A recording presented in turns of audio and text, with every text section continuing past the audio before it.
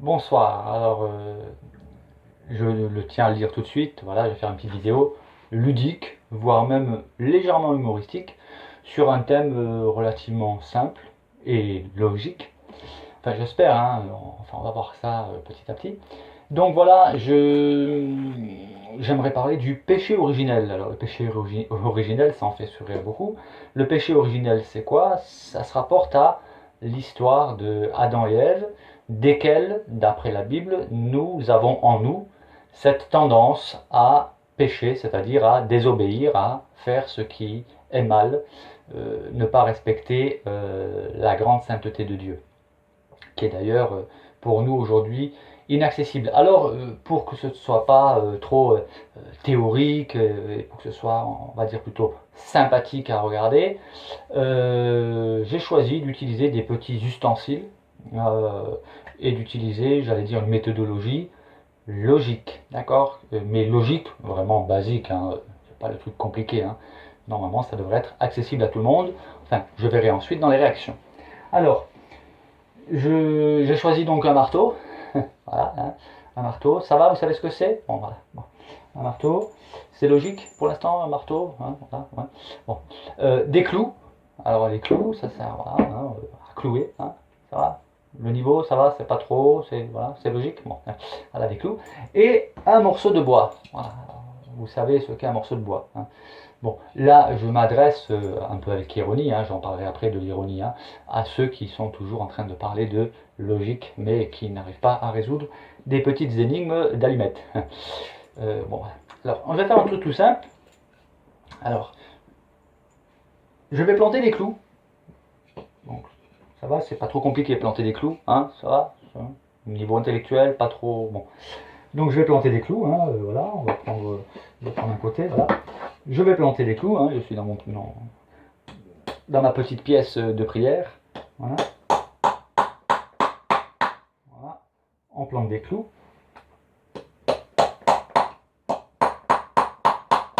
Oui, je suis un peu bricoleur du dimanche. Non, je plaisante, hein, je ne travaille pas le dimanche.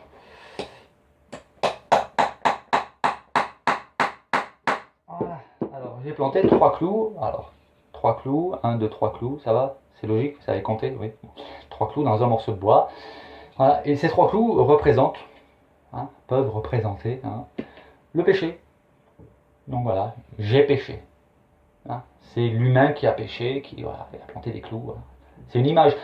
Alors, est-ce que vous comprenez les images allégoriques, les, hein, les symboles? Oui, ça va, c'est pas trop compliqué. Bon.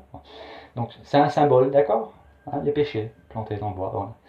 Et puis, alors, je tiens à préciser pourquoi je présente ça, parce que voyez-vous, il y en a certains qui ont une conception du péché originel, enfin, ils n'y croient carrément pas, et ils disent il suffit qu'on demande pardon à Dieu et que Dieu pardonne. D'ailleurs, Dieu a pardonné à Adam et Ève. Oui, il a pardonné, mais je donnerai quelques petites précisions après. Et alors pour eux, il suffit de demander pardon et puis c'est réglé. Donc voilà, alors j'ai péché, c'est pas bien. Pardon Seigneur, est-ce que tu me pardonnes? Oui, bon, ok, d'accord, tu te repens, je vais te pardonner. Hein, donc, un peu de collage. Voilà. On enlève les péchés, hein, les clous. Voilà. Le péché, voilà, est pardonné. Hein, voilà, ça va? Est-ce que c'est logique quand même? Ça va, c'est logique? Bon. Mais voyez-vous, il y a des trous. 1, 2, 3.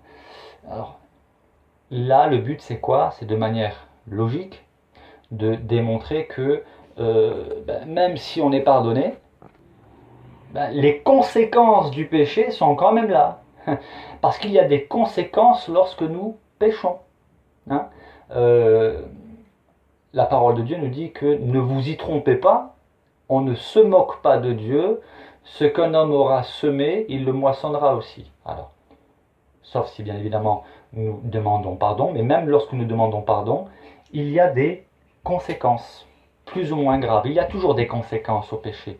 On blesse l'autre, on se blesse soi-même. Alors j'ai prévu d'autres exemples, hein, voilà. Alors, une lettre d'amour, hein, on va dire que c'est une lettre d'amour. Voilà, ma femme m'écrit une lettre d'amour, je me dispute avec elle, la lettre d'amour, eh bien, voilà, je la déchire. Hein, voilà, déchirée. Voilà. Et voici que ma femme, voilà, elle apprend que j'ai déchiré sa lettre d'amour, parce que je me suis fâché avec elle, elle est blessée, et je lui demande pardon. Chérie, me pardonnes-tu? Bon, comme elle m'aime, et voilà, et elle me pardonne. Mais la lettre, elle est quand même déchirée. Et même si je la recolle avec du scotch, elle sera moche, elle a été déchirée. Il y a des conséquences. Alors, un autre petit exemple un petit peu humoristique. Voilà, je m'y attends pas, et puis un plaisantin passe par là. Alors j'enlève les lunettes, vous allez comprendre pourquoi. Et puis il s'amuse, il me taquine, et puis hop là, voilà. Alors là par contre ça fait du bien parce qu'il fait chaud, hein. Mais on va dire que je suis dans la rue, puis je m'y attends pas du tout, et puis quelqu'un, voilà, m'arrose et tout. Alors moi je me fâche et tout, puis il me dit ah pardon, excusez-moi, vous me pardonnez? Oui, oui, je vous pardonne. Oui, vous êtes pardonné, mais je suis mouillé. Alors là c'est pas grave, hein, il fait chaud, canicule, c'est agréable. D'ailleurs c'est ce que j'utilise pour me rafraîchir. Mais voyez-vous, il y en a qui ont utilisé ce genre d'objets, hein, pour pulvériser de la javel ou des produits agressifs dans le but de défigurer. Et là, même si la personne demande pardon, si l'offenseur, si l'agresseur demande pardon, ben, la victime, elle sera marquée à vie. Donc il y a des conséquences. Alors, j'aimerais poser une question quand même. Est-ce que pour l'instant ça va, c'est logique? C'est pas trop compliqué, ça va? Les clous, hein, clous plantés dans un morceau de bois, ça fait un trou. Est-ce que le niveau de logique, ça va, c'est pas trop élevé? Donc, voilà. Ah oui, un autre exemple, hein, voilà, je prends un miroir, et puis je prends un marteau, voilà, et puis maintenant je casse le... Non, je ne vais pas casser le miroir, hein, mais si je le casse, il est cassé, d'accord. Et même si après je demande pardon à ma femme de lui avoir cassé son miroir, bon, c'est pas grave, c'est pas dramatique, elle va me pardonner, mais le miroir est quand même cassé. Est-ce qu'on est toujours... La logique, ça va? Oui, c'est pas trop dur. Et oui, et j'ai aussi un souvenir d'une situation où les conséquences ont été dramatiques. Tout ça pour montrer que le péché a des conséquences, hein. Donc un homme qui trompe sa femme et qui attrape le sida, qui n'en parle pas à sa femme, donc il va lui refiler le sida et les deux parents vont mourir. Ils avaient 3 enfants, donc ça fait des orphelins. Voilà, les conséquences sont graves. J'ai aussi pu visiter un jeune homme qui, lui, avait attrapé le sida et parce qu'il avait commis des choses, voilà. Je ne vais pas entrer dans les détails, mais il a été pardonné par Dieu, il s'est repenti, il a été pardonné, mais il est quand même mort. Il y a quand même les conséquences du péché. Alors, pour en revenir à la conception biblique du péché originel, l'histoire d'Adam et Ève, il faut quand même en parler, puisque c'est eux qui ont commis le péché originel, desquels voilà, nous avons hérité du péché originel. Il faut quand même savoir, parce qu'il y en a qui disent oui, Dieu a pardonné, il suffit de demander pardon, Dieu pardonne. Alors déjà, premièrement, bibliquement, hein, ni Adam ni Ève n'ont demandé pardon à Dieu. Ils n'ont pas demandé pardon. Au contraire, déjà ils étaient dans un cadre luxuriant. Ils pouvaient manger de tous les arbres, et c'était des bons arbres avec des bons fruits, hein. Il y avait juste un arbre dont ils ne devaient pas manger le fruit, c'était l'arbre de la connaissance du bien et du mal. Voilà. J'ai déjà entendu certains qui disent oui, c'est de la faute à Dieu, il a mis un arbre dans ce jardin, quelle idée, c'est de la faute à Dieu, etc. Sauf que oui, il suffit. Alors, j'aimerais recommander l'utilisation du cerveau. Dieu nous a donné un cerveau, c'est pour l'utiliser. Donc, n'hésitez pas à l'utiliser, réfléchir, hein, voilà. Parce qu'en réalité, c'est pas compliqué, c'est que sans cet arbre de la connaissance du bien et du mal, ça veut dire que nous n'aurions pas eu la possibilité de choisir, hein. Cet arbre de la connaissance du bien et du mal, il était seul, il était unique, il fallait obéir à Dieu plutôt que lui désobéir. C'était la seule condition. Et Dieu nous a créés libres, c'est un cadeau qu'il nous a donné. Seulement, on ne peut pas être libre si on ne peut pas choisir.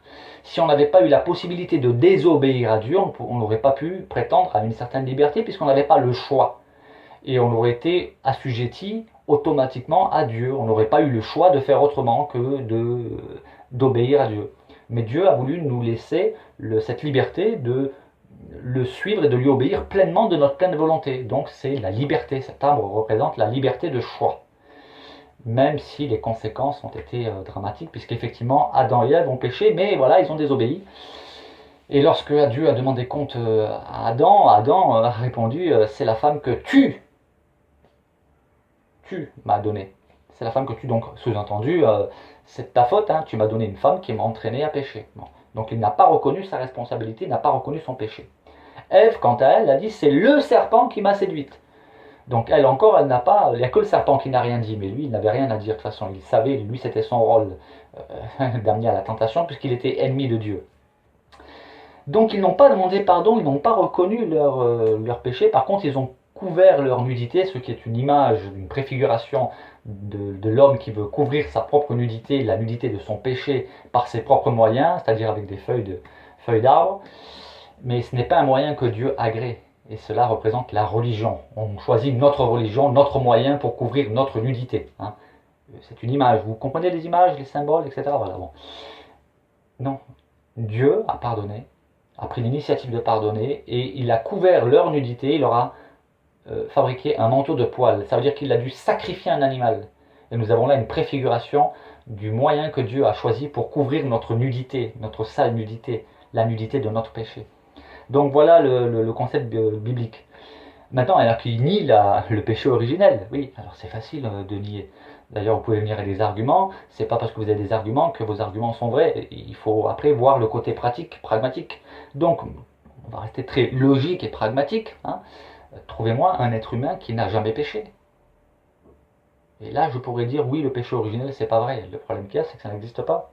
Et même des personnes qui sont très gentilles, sympathiques, et qui, à nos propres yeux, sont des saints, entre guillemets, hein, c'est selon nos critères à nous, mais selon les critères de Dieu, ils sont tous pécheurs, nous sommes tous des pécheurs. Voilà.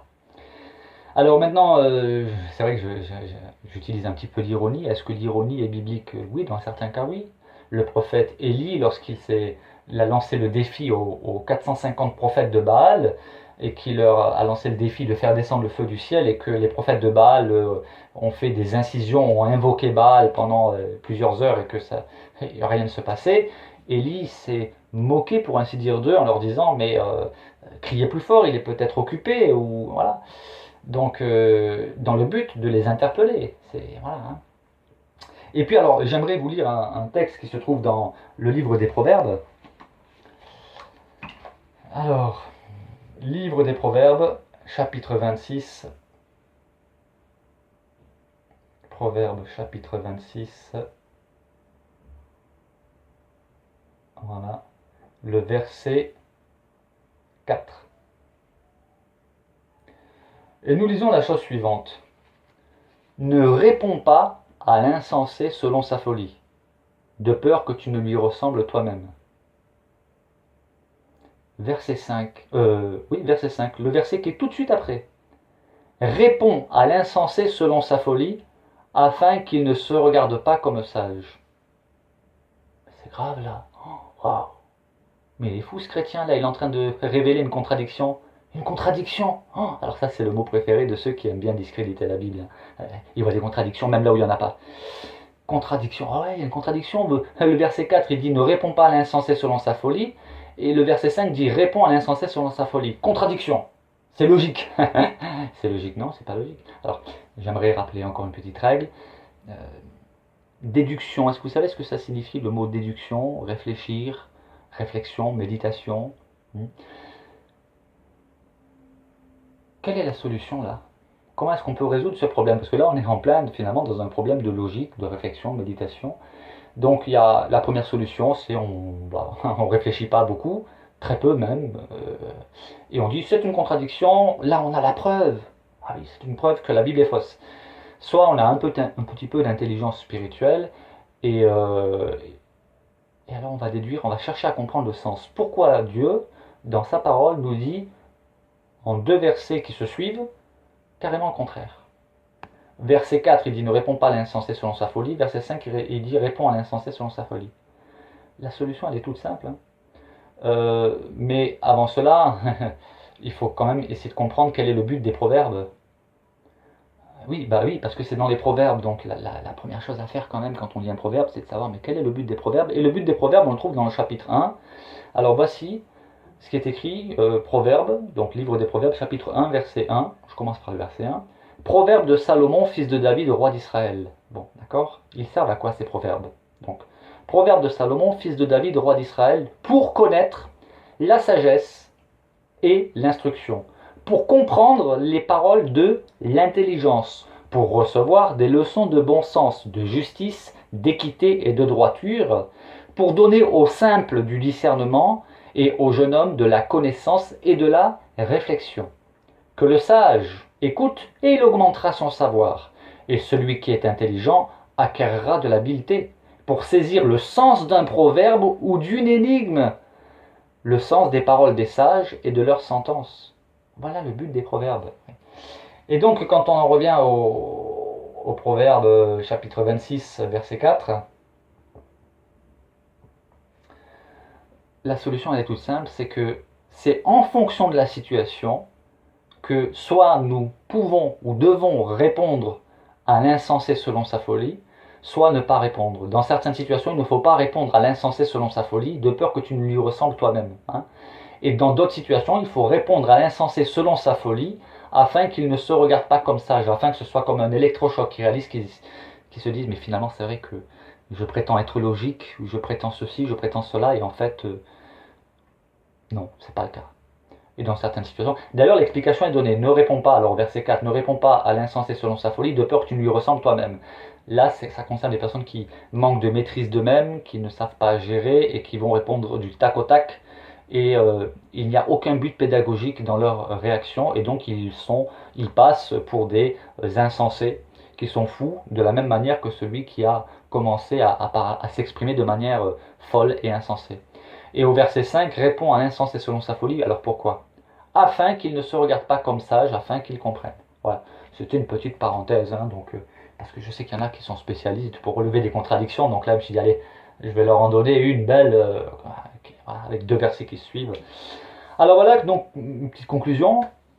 Voilà, trouver un humain, c'est ma conclusion, trouver un humain qui n'a jamais péché, qui ne pêche jamais, et je dirais, je ferai une vidéo en disant le péché originel n'existe pas.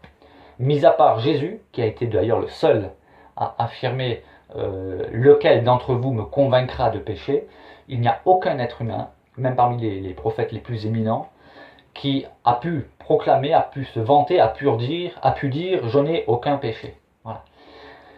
Alors, et pour conclure la conclusion, alors, une petite question, est-ce que au niveau logique, c'était pas trop compliqué?